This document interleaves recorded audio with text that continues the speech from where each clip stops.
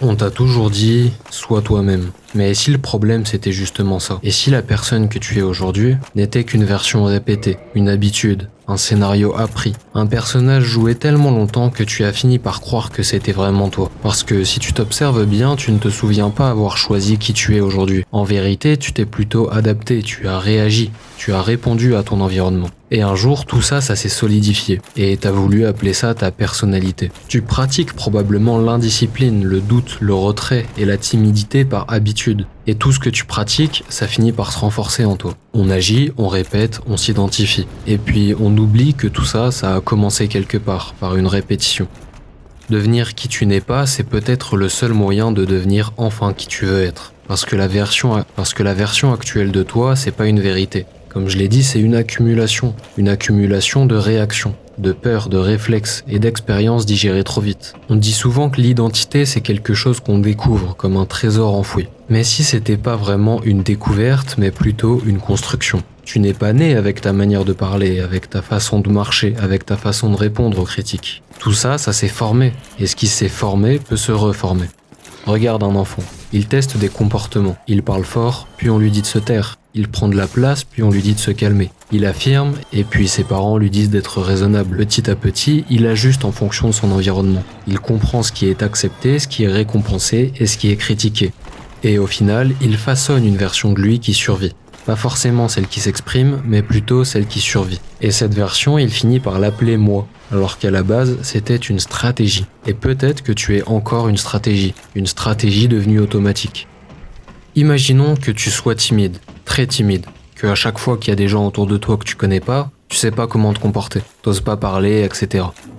Je t'assure que si tu fais semblant d'être à l'aise, que tu te convaincs dans ta tête que tu n'es pas timide, tu vas réellement être toi-même et pas être timide. Pas parce que c'est vrai parce que t'es pas timide, mais parce que c'est un choix narratif. Tu joues un rôle, tu fais semblant d'être ce que tu n'es pas. Et en jouant ce rôle encore et encore, à force de répétition, le rôle il va cesser d'être imaginaire parce que t'auras fait ce qui te rapproche de ce que tu veux être tellement de fois que t'auras fini par le devenir. Ton cerveau ne distingue pas toujours ce qui est authentique de ce qui est répété. Il fait qu'enregistrer, automatiser et optimiser ce qu'on fait. Alors si on pratique vraiment l'hésitation, on va finir par devenir fluide dedans. Si on pratique le courage, on va finir par devenir fluide au courage. Chaque action que tu fais, c'est comme un vote.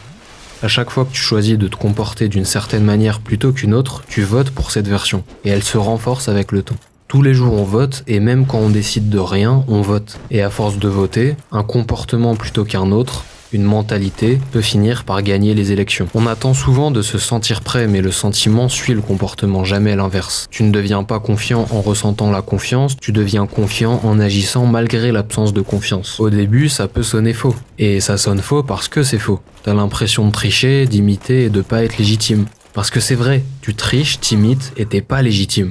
Mais qu'est-ce que la légitimité? C'est une répétition qui a fini par être validée par le temps. C'est tout. La première fois qu'on conduit, on n'est pas conducteur. La première fois qu'on parle en public, on n'est pas un orateur. La première fois qu'on prend une décision difficile, on n'est pas courageux. On est juste quelqu'un qui essaye. On essaye d'être ce qu'on n'est pas vraiment. Et à force d'essayer, tu finis par devenir ce que t'imitais. Le problème de ton cerveau, c'est qu'il protège trop la cohérence. On veut rester fidèle à l'image qu'on nous a donnée. Aussi bien pour les autres que pour nous-mêmes, on préfère rester fidèle à une version ancienne pour ne pas déranger. Mais changer, c'est la chose la plus naturelle qui soit. Tu changes physiquement, tu changes biologiquement. Toutes tes cellules se renouvellent en permanence. Elles s'adaptent à ce que tu fais. Alors pourquoi ton identité devrait rester figée alors que ton corps ne l'est pas? Devenir qui tu n'es pas, c'est pas trahir ton essence, c'est refuser d'être limité par une version dépassée. Peut-être que tu n'es pas quelqu'un de calme, rationnel ou paresseux. Peut-être que tu t'es juste trop retenu longtemps. Peut-être que tu as appris à cacher ce que tu ressens. Et peut-être que tu as associé l'effort à la douleur. Le sujet, c'est confondre l'adaptation et l'identité. Imagine que ton environnement n'existe pas. Enlève le contexte. Et tu verras que tu es beaucoup plus flexible que tu le pensais. Tous les micro-changements, micro-déplacements que tu mets en place de manière artificielle, s'ils sont vraiment répétés beaucoup de fois, ils finissent par devenir structurels. C'est ça que je veux dire. C'est que la personnalité, telle qu'on la voit et qui nous domine, c'est un ensemble de comportements dominants. Et c'est vrai qu'il y a une période un peu étrange quand tu essayes de changer. Tu n'es plus exactement l'ancien toi, mais tu n'es pas encore stabilisé dans le nouveau toi. C'est flou. Et dans ce flou, beaucoup reviennent en arrière, parce que l'ancien rôle est beaucoup plus confortable, même s'il est limitant. L'inconfort, c'est pas un signal d'erreur, c'est un signal de transformation. Quand tu élargis ton identité, ça résiste comme un élastique. Parce que ton cerveau aime prédire. Et quand tu changes, il ne peut plus prédire les choses aussi facilement. Il est dans une zone inconnue. Cette vidéo, elle sert à te dire que tu as le droit de réécrire ton personnage.